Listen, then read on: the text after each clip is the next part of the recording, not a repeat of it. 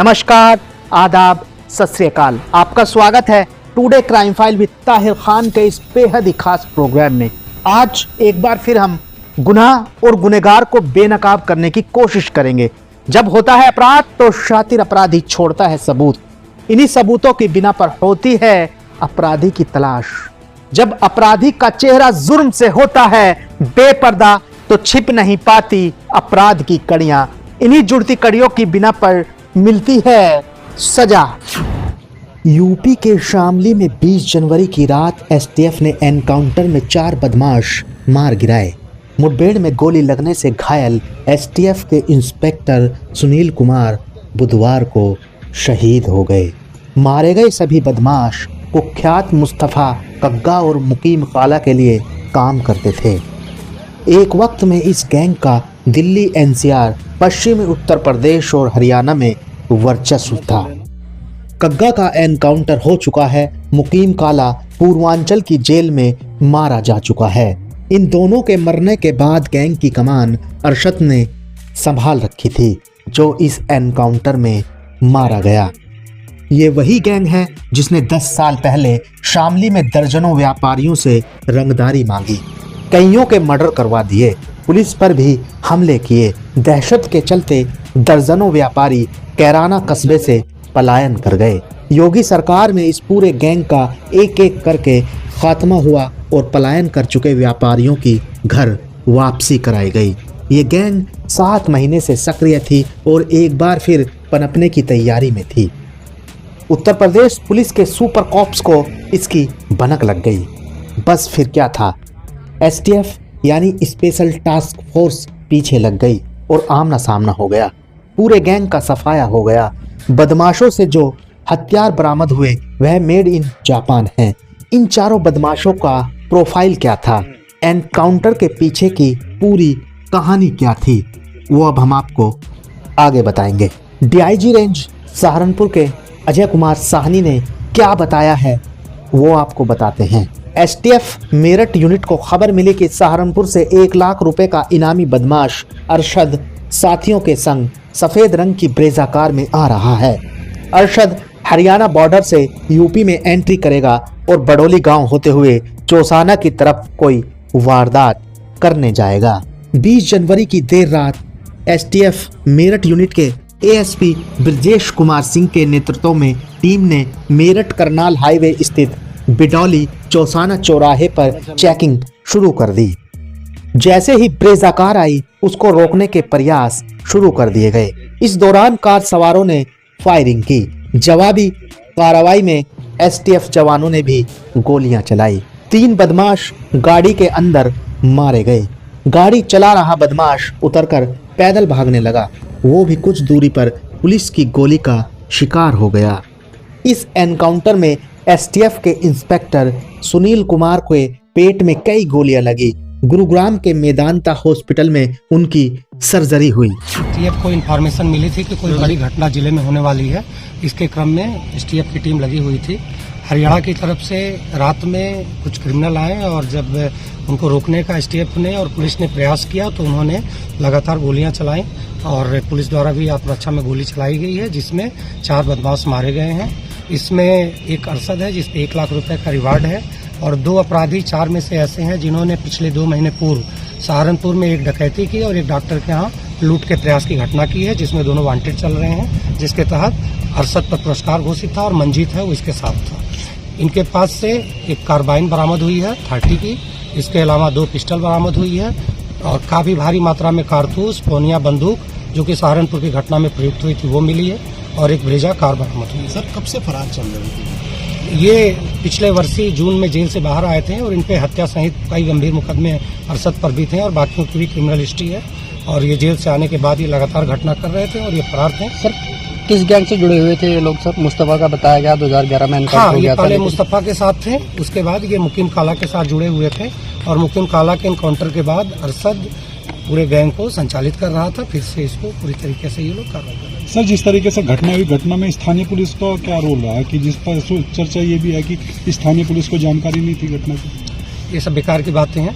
सारी पुलिस की टीमें एक साथ काम कर रही हैं और सब एक दूसरे के साथ लगी हुई हैं। सभी को जानकारी थी और जितने भी वरिष्ठ अधिकारी हैं किसी भी विंग के हों सभी मौके पर। एसटीएफ के जनों पर गोली लगी है, उनका क्या है? वो जो इंस्पेक्टर हमारे हैं उनको गोली लगी है। एसटीएफ के इंस्पेक्टर सुनील हैं, बहादुरी पूर्वक वहाँ पर ये थे। इन्हें हॉस्पिटल में भर्ती कराया गया है। वर्तमान में ये मेदांता में है, वेदांता गुड़गांव में उनका इलाज चल रहा है। सर एक अज्ञात बदमाश था सर, उसके पहचान का प्रयास अभी किया जा रहा है। फुटेज आरोप किए गए, उसके पहचान का प्रयास किया जा रहा है। ब्रेजा गाड़ी जो बरामद हुई है, क्या उस पर भी कोई मुकदमा पहले से लिखा था? जैसा कि आपको बताया गया कि घटनाक्रम रात का है, सुबह तक ये सारी चीजें चलती रही हैं, इन्वेस्टिगेशन हो रहा है। सारी चीजें मूवमेंट कहाँ कर रहे थे सर? अब पूरा गैंग ये हरियाणा से शामली की तरफ आ रहे थे, बॉर्डर पे घटना हुई। Thank you. गैंग है यूपी का और मुकीम गैंग है, उसको ऑपरेट कर रहा था और उसका सरगना मेन आदमी था। तो उसके साथ 3 व्यक्ति और थे, जिसमें तीनों वो हरियाणा के निवासी हैं। तो ये चारों एक ब्रेजा गाड़ी में थे, जहाँ पे क्रॉस फायरिंग हुई। इन्होंने जो अपराधी थे इन्होंने पुलिस के ऊपर फायर किया और जवाबी कार्रवाई में इन चारों की भी डेथ हो गई है। जो इसमें ऑपरेशन को लीड कर रहे थे इंस्पेक्टर सुनील, एसटीएफ मेरठ के, और उनको भी गोली लगी। उनको प्राथमिक उपचार के लिए जैसे बॉर्डर एरिया पड़ता है तो करनाल पास पड़ता है, तो करनाल के अमृतधारा हॉस्पिटल में लेके आया गया। बट अनफॉर्चुनेटली उनकी भी आज ड्यूरिंग ट्रीटमेंट डेथ हो गई है। उनको भी शहादत इसमें मिली है। ये सारा इंसिडेंट है। बुधवार को उन्होंने दम तोड़ दिया और वो काम करते हुए देश के लिए, प्रदेश के लिए शहीद हो गए। 16 साल से एसटीएफ में सुनील कुमार मौजूद थे। मूल रूप से मेरठ के मसूरी गांव निवासी सुनील कुमार 1 सितंबर 1990 को यूपी पुलिस में सिपाही के पद पर भर्ती हुए थे। एसटीएफ का गठन होने के बाद उन्होंने 1997 में मानेसर हरियाणा में कमांडो कोर्स किया। इसके बाद 1 जनवरी 2009 से वह स्पेशल टास्क फोर्स यानी एसटीएफ में आ गए। 16 साल से वह एसटीएफ में ही थे। मेरठ करनाल हाईवे पर गांव बड़ोली पड़ता है। बड़ोली से करीब 1 किलोमीटर अंदर चलने पर जंगल शुरू हो जाता है। यहाँ हीट भट्टे के पास सड़क किनारे ये एनकाउंटर हुआ। मेरठ करनाल हाईवे पर गांव बड़ोली पड़ता है। बड़ोली से करीब 1 किलोमीटर अंदर चलने पर जंगल शुरू हो जाता है। यहाँ ईंट भट्टे के पास सड़क किनारे ये एनकाउंटर हुआ। घटना स्थल पर ब्रेजा कार के निशान मौजूद थे। वहां खून बिखरा हुआ था। वहां ब्रेजा कार के शीशे ढकने में इस्तेमाल होने वाला ब्लैक कवर मिला। कार में बैठे लोग बाहर किसी को ना दिखे, शायद बदमाशों ने इसलिए ब्लैक कवर लगा रखा होगा। इस पॉइंट पर सड़क के दोनों तरफ गन्ने के घने खेत हैं। एनकाउंटर रात के वक्त हुआ। ऐसे में जब गोलियां चली होंगी तब शायद ही कोई आसपास मौजूद हो। बदमाशों की ब्रेजा कार चौशाना पुलिस चौकी पर खड़ी है। कार के अंदर खून के निशान हैं, सीटों पर भी खून है, पीछे का शीशा टूटा हुआ है। एसटीएफ मेरठ यूनिट के एएसपी ब्रजेश कुमार सिंह ने बताया, सहारनपुर जिले का एक कुख्यात बदमाश मुस्तफा उर्फ कग्गा था। उसकी कई राज्यों में दहशत थी। वो पुलिस पर अंधाधुंध फायरिंग करने से भी नहीं चूकता था। पुलिस भी उससे दहशत खाती थी। साल 2011 और इससे पहले कग्गा ने कई पुलिस कर्मियों के मर्डर तक किए। 2011 में वो एनकाउंटर में मारा गया। उसके मारे जाने के बाद गैंग की कमान मुकीम काला ने संभाली। मुकीम काला ने साल 2011 में करनाल के किसानों से शामली में 86 लाख रुपए लूटे। उसी साल पुलिस मुखबरी होने के शक में उसने सहारनपुर के गंगो इलाके में अकबर नाम के व्यक्ति की हत्या कर दी। इसी गंगो इलाके में साल 2013 में एक व्यापारी को लूट लिया। मुकीम काला ने साल 2013 में ही सहारनपुर के गंगो क्षेत्र में एक व्यापारी से 20 लाख रुपए लूट लिए और व्यापारी के गनर इकराम को गोली मारकर उसकी बंदूक लूट ले गया। बीती 15 जनवरी 2015 को सहारनपुर के तनिष्क ज्वेलरी शोरूम में डकैती डाली। इसके कुछ दिन बाद सहारनपुर के तीतरों में 2 सगे भाइयों और सहारनपुर शहर में सिपाही राहुल ढाका की हत्या कर दी। साल 2015 में एसटीएफ ने मुकीम काला को गिरफ्तार कर लिया। बीती 14 मई 2021 को चित्रकूट जेल में गैंगवार हुई। इसमें 3 बदमाश मारे गए। मरने वालों में मुकीम काला भी था। मुकीम काला का शार्प शूटर अरशद साल 2013 से ही जेल में बंद था। दरअसल अरशद को पानीपत के थाना बापोली के एक मुकदमे में 7 साल की सजा हुई थी। वो जून 2024 में जमानत पर छूटा। 11 साल बाद जब जेल से बाहर आया तो उसने मुकीम काला गैंग फिर से जिंदा करना चाहा। उसने हरियाणा के शार्प शूटर मंजीत दहिया को अपने साथ जोड़ लिया।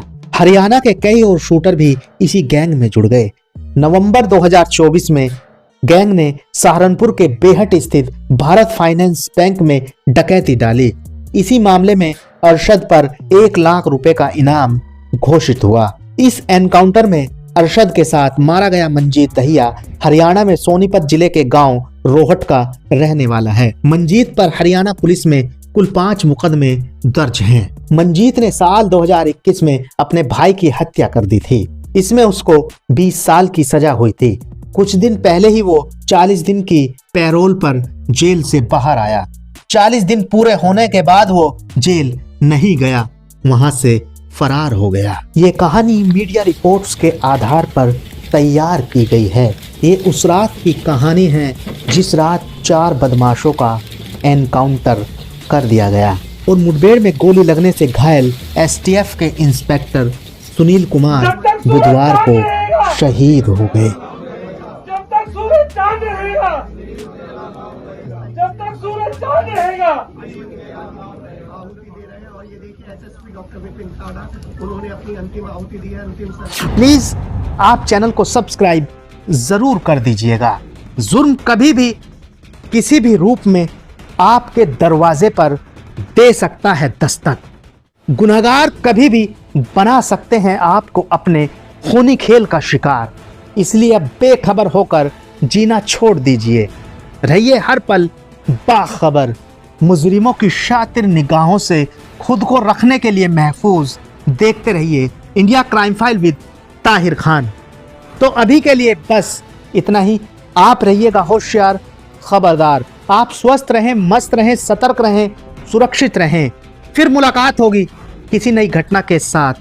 देखते रहें today crime file with Tahir Khan. सीख एक को लेकिन सबक हम सबको। नमस्कार, जय हिंद।